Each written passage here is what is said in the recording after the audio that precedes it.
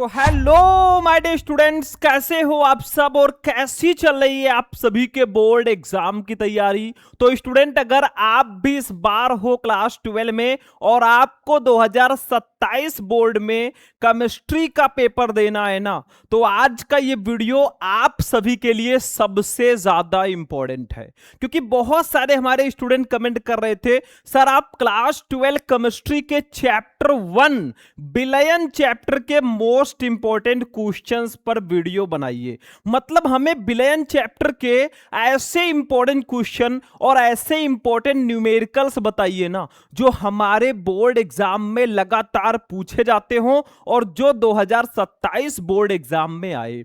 तो भैया आज के इस वीडियो में मैं क्लास 12 केमिस्ट्री का जो चैप्टर 1 विलयन है ना, इस पूरे चैप्टर के इंपॉर्टेंट क्वेश्चन और न्यूमेरिकल को एक ही वीडियो में पढ़ाने वाला हूं। मतलब ये विलयन चैप्टर का वन शॉट वीडियो है। इस वीडियो में हम पूरे विलयन चैप्टर का खात्मा करेंगे।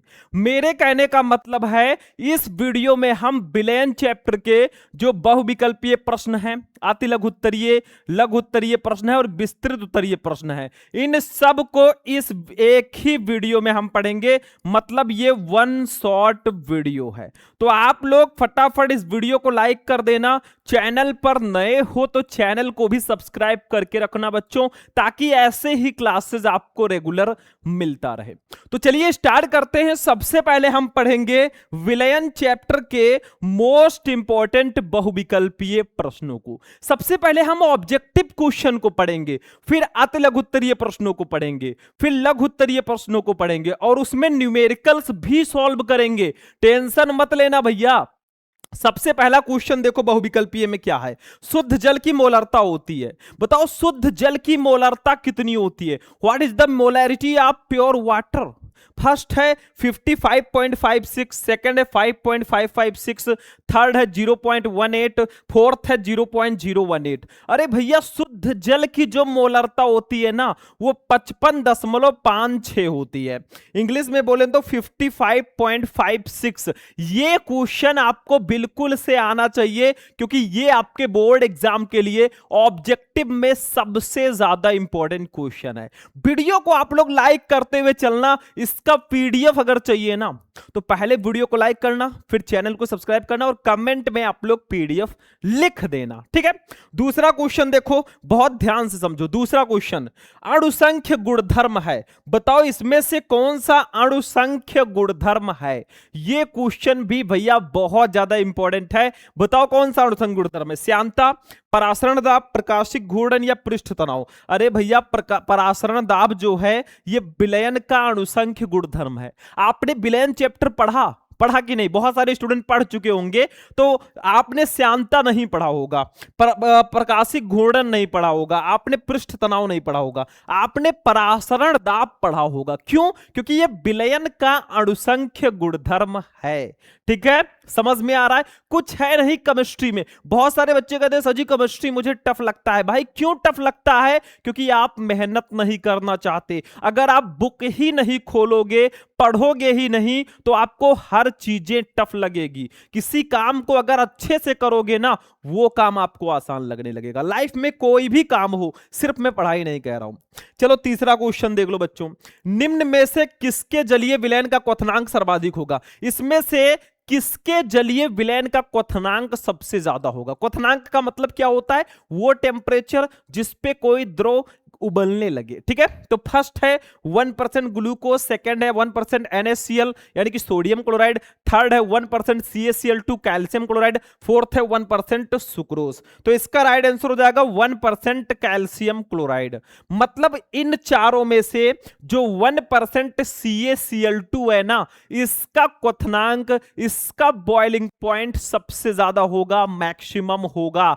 समझ में आ रहा है भाई? समझो, क्योंकि आपके पास एक ही रास्ता है। अगर आपको मौका मिला है कि 12th केमिस्ट्री में टॉपर बनने का, तो मेहनत करो, टॉपर बनो। क्योंकि मौका सबको मिलता है, लेकिन टॉपर वही बनता है जो मेहनत करता है। भाई बहुत सारे स्टूडेंट हैं, लेकिन टॉपर कोई एक ही क्यों निकलता है, या टॉप 10 में 10 ही टॉपर क्यों निकलते हैं? क्योंकि वो मेहनत करते अच्छे से। पहले उनको भी विश्वास नहीं होता कि मैं पूरे बोर्ड में टॉपर बन जाऊंगा, लेकिन हो ही जाता है। चौथा क्वेश्चन, किस सूत्र द्वारा मोलर उन्नयन स्थिरांक Kb, यहां पे Kb कर देना, Kb की गणना की जा सकती है? बताओ इसमें से मोलर उन्नयन स्थिरांक का सूत्र कौन सा है? Kb बराबर क्या होगा? m into delta TB into capital W अपान 1000 इंटू स्मॉल w। मतलब यहां पे m है अणुभार, डेल्टा टीबी है क्वथनांक में उन्नयन, कैपिटल W है विलायक का भार और स्मॉल w है विलेय का भार। याद रखना जो मैं चीजें बोल रहा हूं, ठीक है। सेकंड ऑप्शन है 1000 into delta TB into small w अपान कैपिटल W। थर्ड ऑप्शन है 1000 इंटू स्मॉल w अपान m into delta TB into capital W। Fourth है इनमें से कोई नहीं। तो भैया जो आपका मोलर उन्नयन स्थिरांक का सूत्र है ना, वो ये वाला सही होगा, m into delta TB into capital W अपन 1000 इंटू स्मॉल w। ठीक है, समझ में आ रहा है कि नहीं आ रहा है?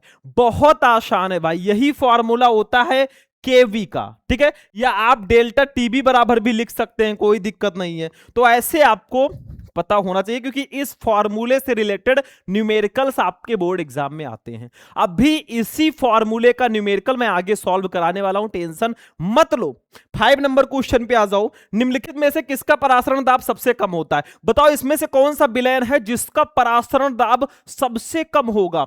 फर्स्ट है पोटेशियम क्लोराइड विलयन, सेकंड है स्वर्ण विलयन, थर्ड है मैग्नीशियम क्लोराइड विलयन, फोर्थ है एल्यूमिनियम फास्फेट विलयन। भैया स्वर्ण विलयन जो है ना, इसका जो परासरण दाब है सबसे कम होता है इन चारों में से।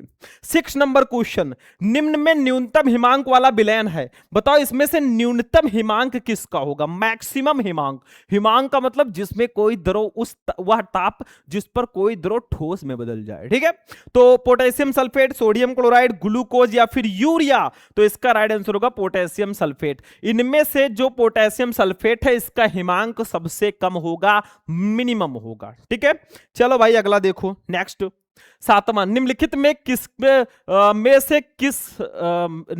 में से किसमें विलयन का अणुसंख्य गुण नहीं है? बताओ इसमें से कौन है जो विलयन का अणुसंख्य गुणधर्म नहीं है? ये क्वेश्चन भी बहुत ज्यादा आपके बोर्ड एग्जाम में पूछा जाता है। बताओ, वाष्प दाब अवनमन, हिमांक अवनमन, पृष्ठ तनाव या परासरण दाब? भाई पृष्ठ तनाव जो है ये अणुसंख्य गुणधर्म नहीं है। आपने विलयन चैप्टर में वाष्प दाब अवनमन पढ़ा होगा, हिमांक अवनमन पढ़ा होगा, परासरण दाब भी पढ़ा होगा, लेकिन क्या आपने पृष्ठ तनाव पढ़ा? नहीं, क्योंकि ये अणुसंख्य गुण है ही नहीं। 8 नंबर, 180 ग्राम जल में जल के कितने मोल होते हैं? बताओ 180 ग्राम जल है, इसमें जल के कितने मोल होंगे? 1 मोल, 18 मोल, 10 मोल या 100 मोल? अरे भैया 10 मोल होंगे। अब कुछ बच्चे कहेंगे सर जी कैसे, ये भी बता दीजिए कैसे। तो देखो H2O इसका फॉर्मूला होता है, तो H2O का भार हमें दिया गया है, कितना दिया गया है? 180 ग्राम। ठीक है, और H2O का अणुभार कितना होगा? H2O का अणुभार कितना होगा, पता है कि नहीं पता है भाई? अणुभार कितना होगा? हाइड्रोजन का 1 होता है तो 2 हाइड्रोजन है तो 2 इसका, और ऑक्सीजन का 16 2 18 हो जाएगा। ठीक है, अब विलेय के मोलों की संख्या निकाल लो आप लोग, या हम ऐसे लिख देते हैं शॉर्ट में, आप लोग समझ जाएंगे। मोलों की संख्या, मोलों की संख्या मतलब जल के मोलों की संख्या आपको बतानी है। यहां पे लिख दो जल के मोलों की संख्या बराबर क्या होता है? भार बटा अणुभार। जल के मोलों की संख्या निकालनी है तो जल के भार को जल के अणुभार से डिवाइड कर दो। तो जल का भार है 180 और अणुभार है 18, तो 18 2 180 कितना मोल आया? 10 मोल ही तो आया। 10 मोल आया कि नहीं आया? मतलब अगर आपको पूछ रहा है कि 180 ग्राम जल में जल के कितने मोल होंगे, तो जल का भार 180 ग्राम है, अणुभार 18 होगा। जल के मोलों की संख्या भार बता अणुभार 180 बटा 18 2 180 10 मोल आ गया। यानी कि आपका थर्ड ऑप्शन सही है। समझ में आ रहा है भाई? बिल्कुल हलवा है, चिम्मच लो उठाकर खा लो, काम खत्म। चलो भाई ये हो गया बहुविकल्पीय प्रश्न, हो गया।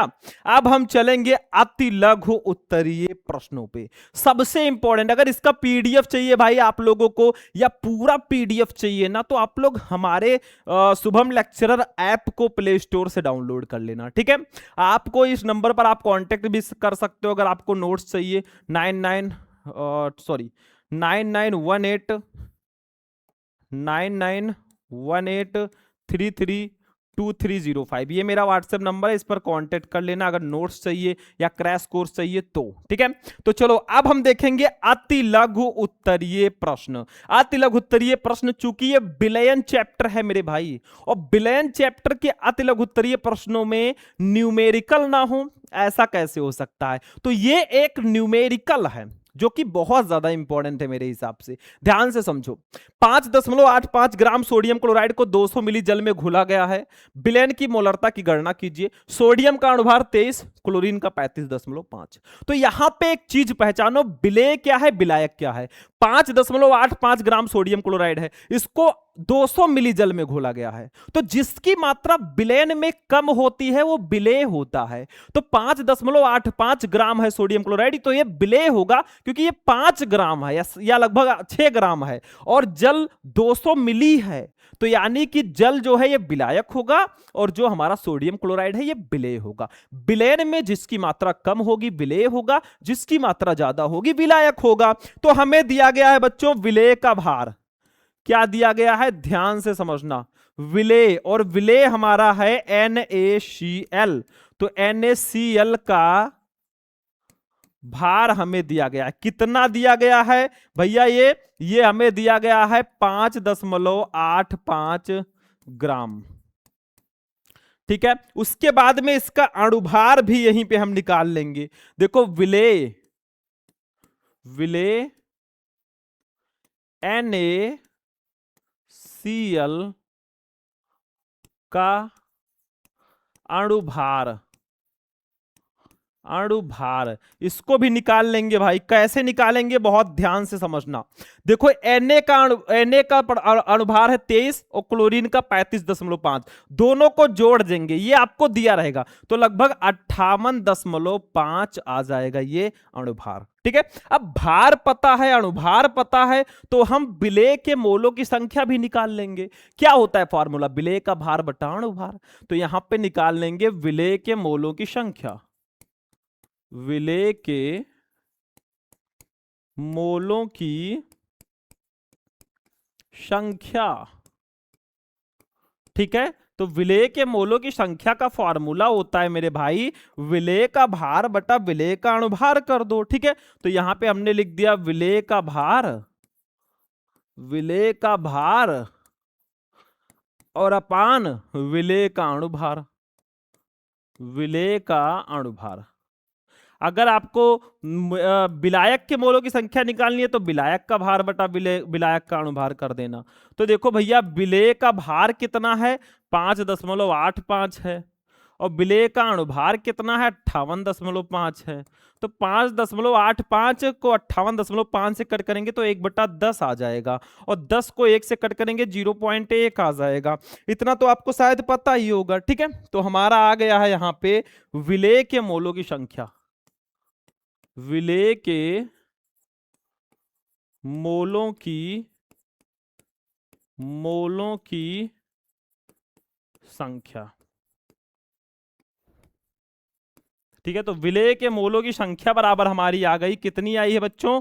तो ये हमारा आ गया, देखो ये 0.1 मोल आया है, 0.1 मोल। देखो इतना आ गया। हमें विलेय के मोलों की संख्या तो पता चल गई, लेकिन अगर हमें विलयन की मोलरता निकालनी है ना, तो विलयन का आयतन भी पता होना चाहिए। अब चूंकि विलयन का आयतन जो है 200 मिली हमें दिया गया, तो हम इस साइड में निकाल लेंगे। इतना समझ में आ गया? अभी मैं रिवाइज कराऊंगा, टेंशन मत लेना। तो यहां पे हम निकालेंगे विलयन का आयतन,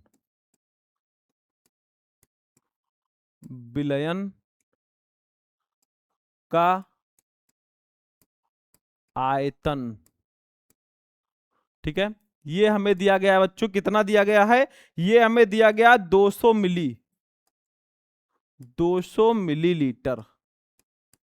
200 मिलीलीटर दिया गया है। अब भैया 200 मिलीलीटर को पहले लीटर में बदलो, तो 200 बटा 1000 कर दो। देखो आपको पता है कि 1000 मिलीलीटर बराबर 1 लीटर होता है, तो 200 मिलीलीटर को लीटर में बदलना है, तो मिलीलीटर को लीटर में बदलना, तो 1000 से भाग दे दो। तो यहां पे हमारा ये 0 से 0 कैंसिल, 0 से 0 कैंसिल, ये आ गया 2/10, तो 2 1 कम 2, 2 पंचे 10, ये 1/5 आ जाएगा। इसको काटोगे तो आपका 0.2 लीटर आ जाएगा, लीटर।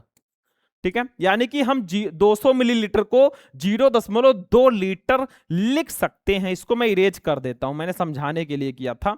तो इसको हम लिख सकते हैं 0.2 लीटर। ठीक है, तो हमें भाई सब कुछ पता चल चुका है। देखो, हमें विलेय के मोलों की संख्या पता चल गई, विलयन का आयतन पता चल गया। अब हम निकाल लेंगे यहां से विलयन की मोलरता,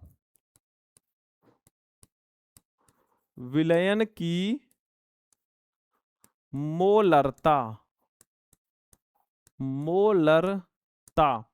तो विलयन की मोलरता अगर आपको निकालनी है तो डायरेक्ट फार्मूला लगाओ भैया, विलेय के मोलों की संख्या, विलेय के मोलों की संख्या और अपान विलयन का आयतन लीटर में, ये इसका फॉर्मूला होता है। विलयन का आयतन लीटर में, ठीक है, इसको ब्रैकेट में कर देंगे, लीटर में। ठीक है, ये होता है विलयन की मोलरता का फॉर्मूला। ठीक है, क्या होता है, ये फॉर्मूला होता है। इसको आप लोग थोड़ा नोट कर लीजिएगा भाई, काफी इंपॉर्टेंट है। तो यहां से अब हम मोलरता को आसानी से निकाल लेंगे। देखो, विलयन का आयतन, जो हम विलेय के मोलों की संख्या 0.1 थी, तो हमने लिख दिया 0.1। ठीक है, विलयन का आयतन हमें दिया गया है 0.2, हमने निकाला है। दशमलव दे दशमलव कैंसिल, 1/2 आ जाएगा। 1/2 को कट करोगे तो 0.5 आ जाएगा। यानी कि हमारा जो विलयन की मोलरता आ गई ना, विलयन की मोलरता, मोलरता बराबर हमारा आ गया 0.5, 0.5। और मोलरता का फॉर्मूला हो जाएगा मोल प्रति लीटर,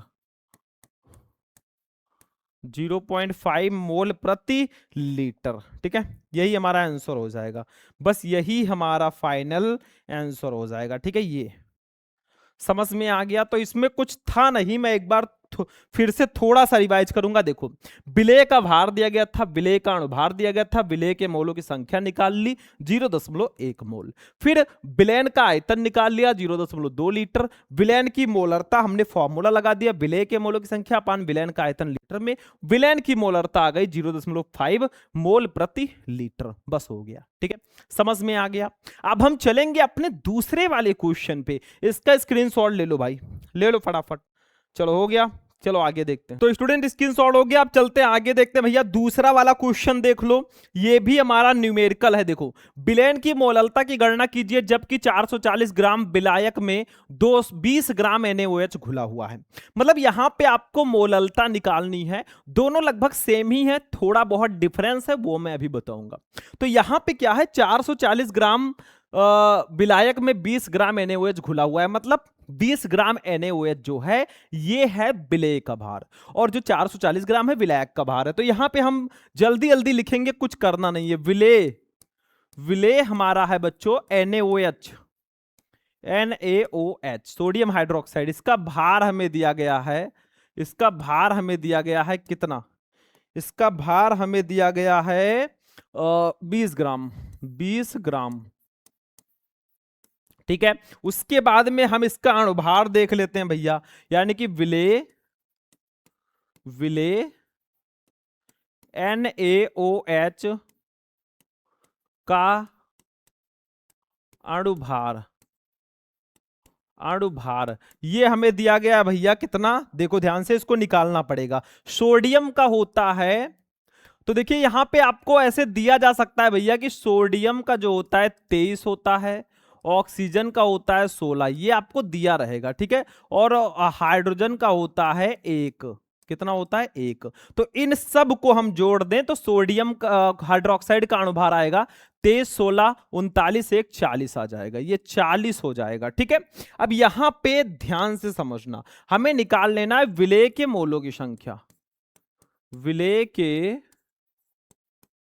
मोलों की संख्या। ठीक है, तो विलेय के मोलों की संख्या निकालेंगे तो फॉर्मूला तो आपको पता ही है, विलेय का भार बटा विलेय का अणुभार। तो देखो, विलेय का भार है 20 ग्राम और विलेय का अणुभार है 40। तो इसको इससे कट कर दो, 1/2 आ जाएगा। 2 को 4 से कट करोगे तो 1/2 आएगा। अब इसको भी कट कर दो यहीं पे भाई, 1/2 है तो ये कट करोगे तो 0.5 आ जाएगा। यानी कि हमारा विलेय के मोलों की संख्या जो आ गई ना, विलेय के मोलों की संख्या जो आ गई ना बच्चों, वो हमारा आ गया है, ध्यान से समझो, वो हमारा आया है कितना, 0.5 मोल। कितना आया है, 0.5 मोल। ठीक है, तो विलेय के मोलों की संख्या हमने निकाल ली। अब विलायक का भार आपको निकालना है, क्योंकि मोललता का फॉर्मूला होता है विलेय के मोलों की संख्या अपान विलायक का भार किलोग्राम में। वो यहां पे विलयन के आयतन की जगह विलायक का भार रहेगा, क्योंकि हमें मोललता निकालनी है। ठीक है, तो यहां पे हम लिखेंगे भैया विलायक का भार। क्या लिखेंगे, विलायक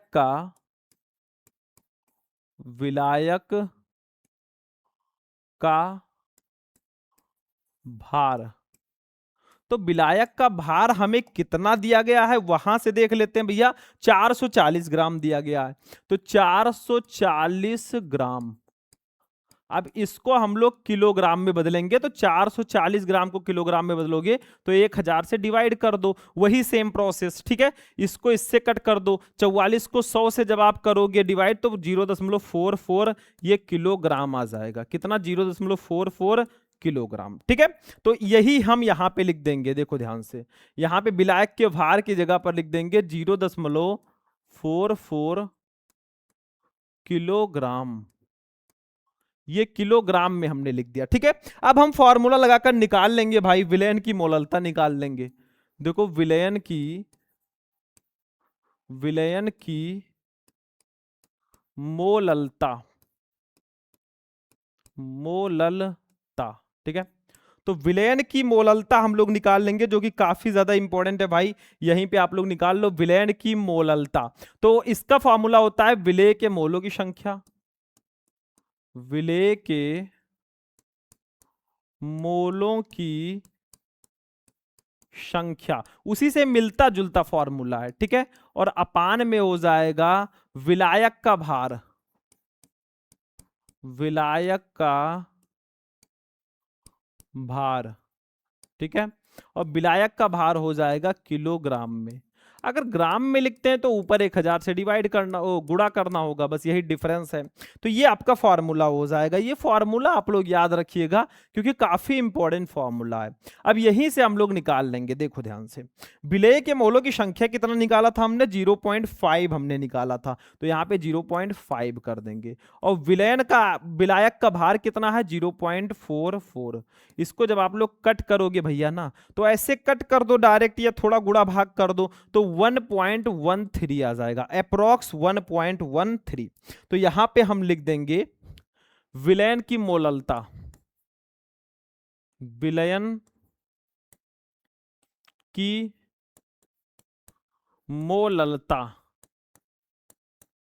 मोललता बराबर हो जाएगा हमारा, ध्यान से समझो, ये हो जाएगा हमारा 1.13 मोल प्रति लीटर नहीं होगा, यहां पे मोल प्रति किलोग्राम होगा, किलोग्राम, ये इसका मात्रक हो जाएगा। ठीक है, मोललता का, बस यही आपका आंसर हो जाएगा, यही आपका आंसर हो जाएगा। तो ये मोलरता की तरह ही था लगभग, देखो ध्यान से, मतलब विलेय का भार दिया गया था, अणुभार दिया गया था, विलेय के मोलों की संख्या हमने निकाल ली डिवाइड करके, फिर विलायक का भार हमने निकाल लिया, फिर विलयन की मोललता का फॉर्मूला लगा दिया, हमारा आंसर आ गया 1.13 मोल प्रति किलोग्राम। बस हो गया। स्क्रीनशॉट दोनों का आप लोग ले लो, इसका भी ले लो, इसका भी ले लो। ठीक है, चलो अगला क्वेश्चन जो है भाई बहुत इंपॉर्टेंट है। आपके फर्स्ट चैप्टर में 2 नियम बहुत इंपॉर्टेंट है, एक हेनरी का नियम, दूसरा राउल्ट का नियम। तो ये राउल्ट का नियम है, देखो राउल्ट का वाष्पदाब अवनमन संबंधी नियम लिखिए, इसकी सीमाएं भी लिखिए। तो बहुत सिंपल है, मैं बता देता हूं कुछ अक्षरों में, ध्यान से समझना। राउल्ट का नियम देखो क्या कह रहा है राउल्ट का नियम। राउल्ट के नियम के अनुसार किसी विलयन के वाष्पदाब का अपेक्षिक अवनमन विलेय पदार्थ के मोल प्रभाज के बराबर होता है। यानी कि P0 माइनस PS अपान P0, ये विलयन के वाष्प दाब का आपेक्षिक अवनमन है। ये किसके बराबर होगा? ये विलेय पदार्थ के मोल प्रभाज के बराबर होगा, यानी कि P0 माइनस PS अपान P0 बराबर हो जाएगा स्मॉल n अपान small n plus capital N। ये हो जाएगा इसका फॉर्मूला।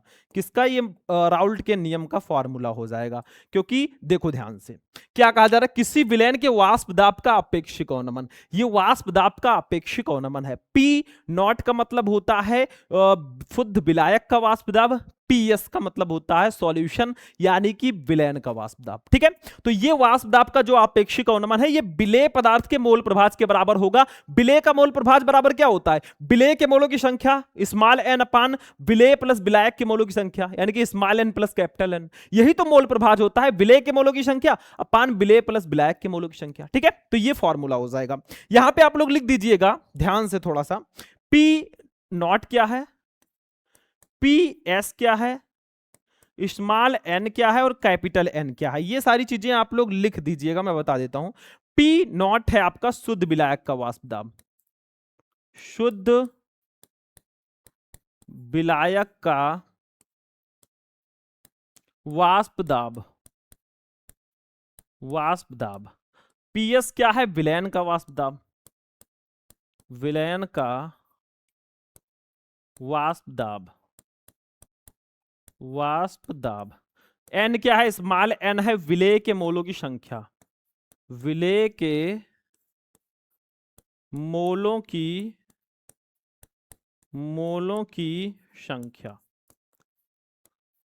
ठीक है, और कैपिटल N है विलायक के मोलों की संख्या। तो इतना याद रखना, यही राउल्ट का नियम है, कैपिटल N है विलायक के मोलों की संख्या लिख लेना। ठीक है, अब राउल्ट के नियम की कुछ सीमाएं हैं। देखो, पहला, राउल्ट का नियम तनु विलयनों पर लागू होता है। सांद्र विलयन राउल्ट के नियम से विचलन प्रदर्शित करते हैं, मतलब राउल्ट का नियम जो है तनु विलयनों पर लागू होगा। तनु विलयन का मतलब जिसमें विलेय की मात्रा कम होती है वो तनु विलयन होता है, जिसमें विलयन की मात्रा, विलेय की मात्रा ज्यादा होती है वो सांद्र विलयन होता है। तनु का मतलब पतला विलयन, सांद्र का मतलब गाढ़ा विलयन, ऐसा समझ सकते हो। ठीक है, दूसरा, यह नियम केवल अवाष्पशील पदार्थों के विलयनों पर लागू होता है, और यह नियम केवल अवाष्पशील पदार्थों के विलयन पर लागू होगा। तीसरा, वैद्युत अपघट्यों के विलयनों पर राउल्ट का नियम लागू नहीं होता है। चौथा, जो पदार्थ विलयनों में संगुणित हो जाते हैं उन पदार्थों के विलयन भी राउल्ट के नियम का पालन नहीं करते हैं।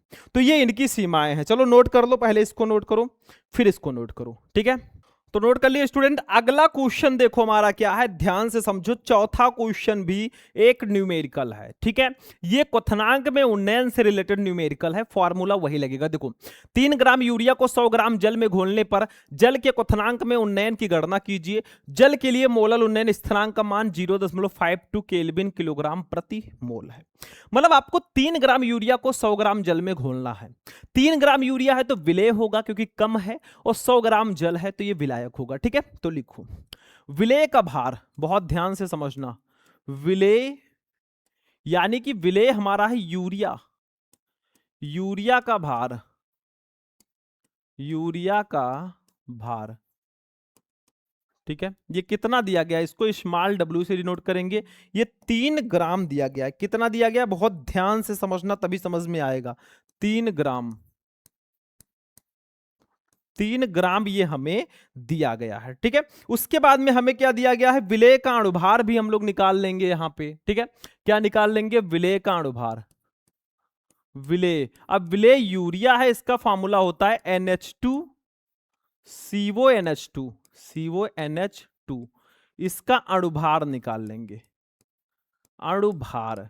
इसको हम लोग डिनोट करते हैं बच्चा पार्टी M से। किससे, M से डिनोट करते हैं। इसको निकालने के लिए आपको पता होना चाहिए, शायद दिया रहेगा न्यूमेरिकल में, नाइट्रोजन का कितना होता है। नाइट्रोजन का होता है 14, तो 14 हो जाएगा। यहां पे मैं गिन देता हूं, नाइट्रोजन का 14 हो गया, हाइड्रोजन का 1 होता है तो 2 हाइड्रोजन है तो 2 हो गया, कार्बन का 12 होता है, ऑक्सीजन का 16 होता है, फिर नाइट्रोजन का 14 होगा, फिर हाइड्रोजन का 2 होगा। यानी कि सिंपल सिंपल देखो, 14 14 28 2 30। ठीक है, और यहां पे 16 2 18 और 12 30, यानी कि टोटल 60 हो जाएगा। तो यूरिया यानी कि विलेय का जो अणुभार होगा वो 60 होगा, आपको दिया रहेगा यहां पे। ठीक है, चलो, उसके बाद में हमें क्या दिया गया है वो भी समझ लो। आपको निकालना तो है क्वथनांक में उन्नयन, लेकिन जल के लिए मोलल उन्नयन स्थिरांक भी दिया गया है। तो यहां पे मोलल उन्नयन स्थिरांक, मोलल उन्नयन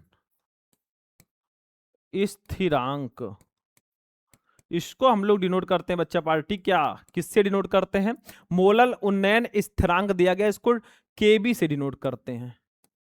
केवी बराबर भी हमें दिया गया है, कितना दिया गया है वो भी देख लो, 0.52, ठीक है, केल्विन किलोग्राम प्रति मोल, ठीक है। ये हमें केवी की भी वैल्यू यहां पे दी गई है, ठीक है। हमें निकालना क्या है? क्वथनांक में उन्नयन। क्या निकालना है बच्चों? क्वथनांक में उन्नयन। क्वथनांक में उन्नयन, उन्नयन इसको हम लोग डिनोट करते हैं डेल्टा टीबी से। ये हमें जो है निकालना है, ठीक है। तो हम अब फॉर्मूला लगाएंगे, एक फॉर्मूला इस साइड में लगाएंगे, ध्यान से समझना।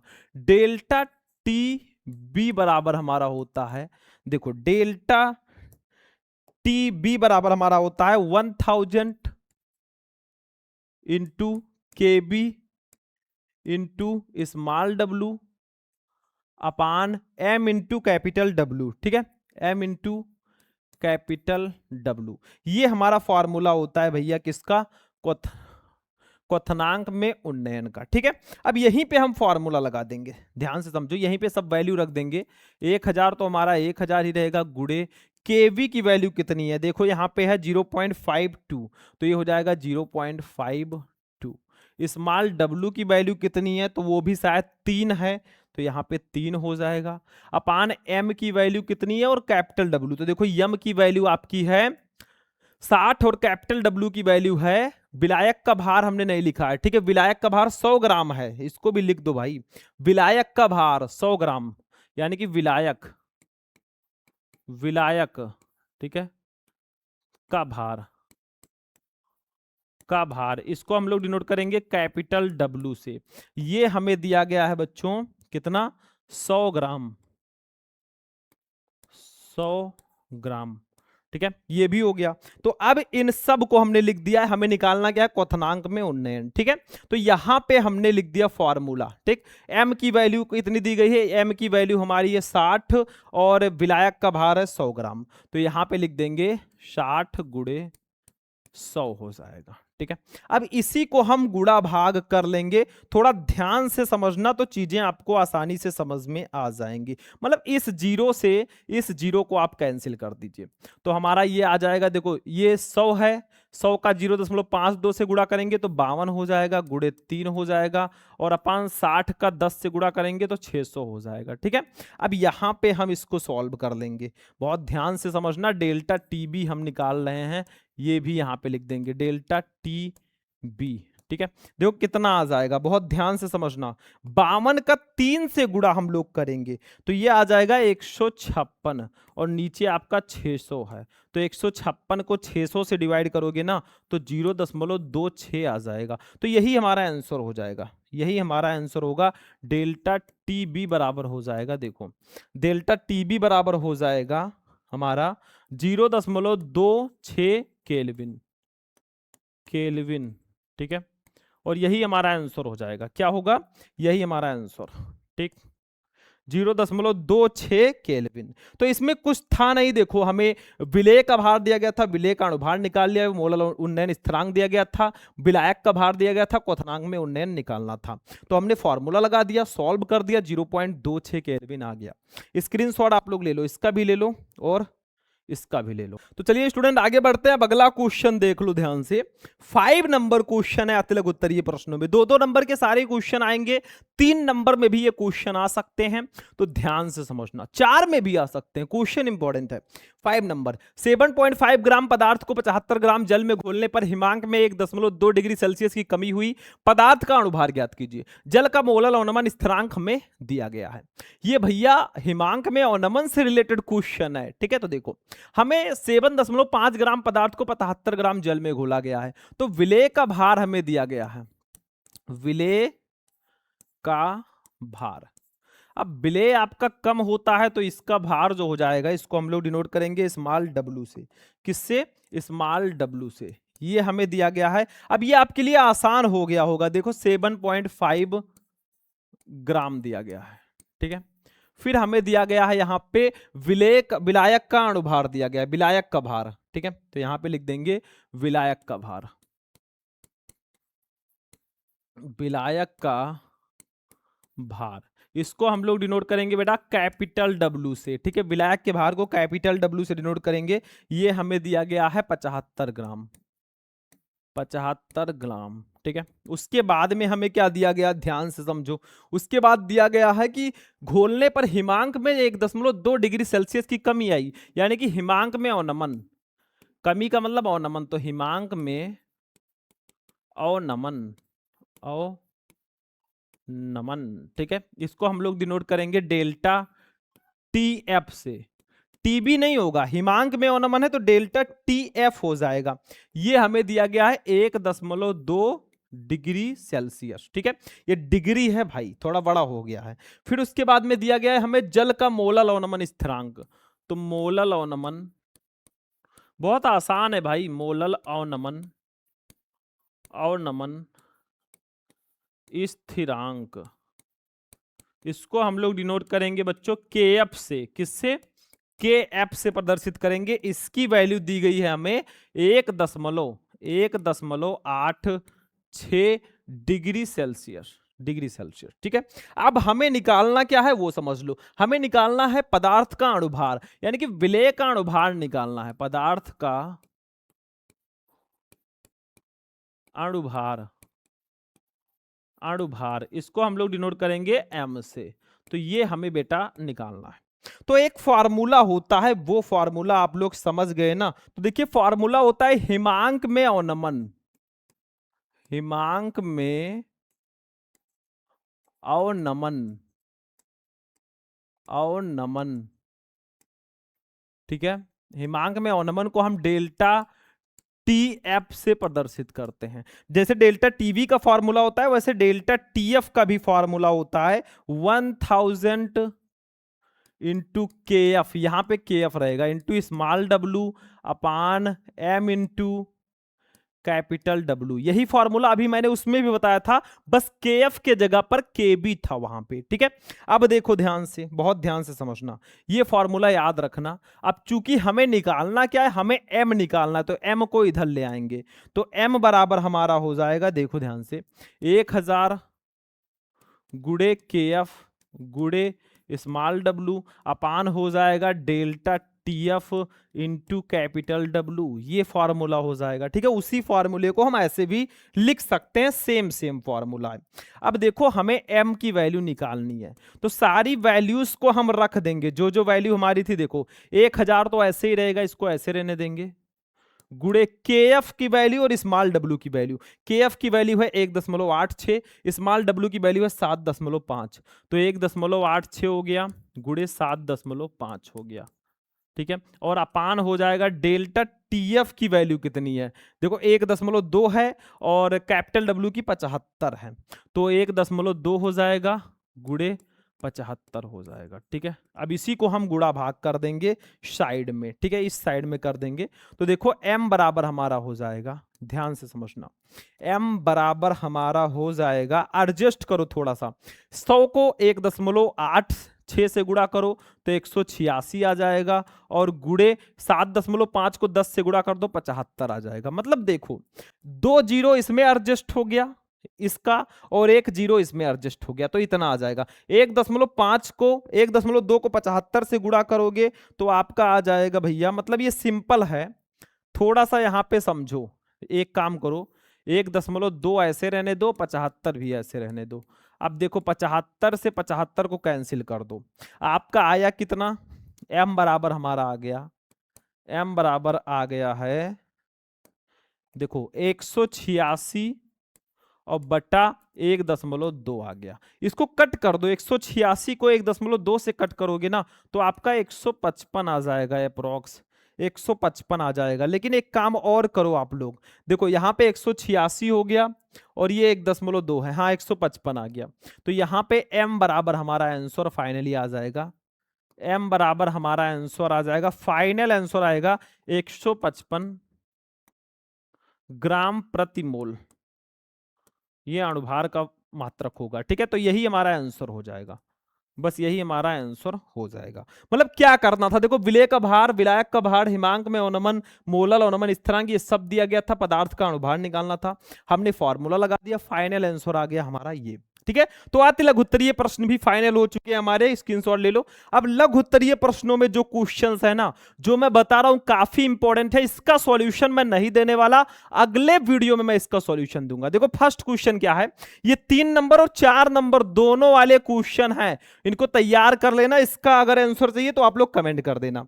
देखो ध्यान से, फर्स्ट है 1.822 ग्राम कार्बनिक यौगिक जिसका अणुभार 155 है, इसको 100 ग्राम बेंजीन में घोलने पर हिमांक में 0.60 डिग्री सेल्सियस की कमी हो गई। ठीक है, बेंजीन के मोलल अवनमन स्थिरांक की गणना कीजिए। वही फार्मूला लगेगा जो मैंने अभी यहां पे बताया है। ठीक है, इसी फार्मूले पे आप लोग निकाल लेना। दूसरा, यूरिया का एक विलयन भारानुसार 6% है, विलयन में यूरिया तथा जल के मोल प्रभाव की गणना कीजिए, यूरिया का अणुभार 60 दिया गया है। तीसरा, परासरण एवं परासरण दाब को परिभाषित कीजिए। ये तीनों क्वेश्चन लघुत्तरीय प्रश्न में बहुत इंपॉर्टेंट है, इसको आप लोग तैयार कर लेना। ठीक है, बाकी मैंने न्यूमेरिकल आपको बता ही दिया है। अब हम विस्तृत उत्तरीय प्रश्न में देखेंगे। देखो भाई, फर्स्ट चैप्टर से विस्तृत उत्तरीय प्रश्न बहुत ज्यादा नहीं आते, एक ही क्वेश्चन आता है, वो मैं बता दे रहा हूं। देखो, निम्न पदों को परिभाषित कीजिए, मोल अंश, मोललता, मोलरता, द्रव्यमान प्रतिशत, इन सब की परिभाषा बता देनी है, काम खत्म है। ठीक है, तो ये आपका क्लास जो था ना, पूरे विलयन चैप्टर के बहुविकल्पीय से विस्तृत उत्तरीय तक का क्लास था।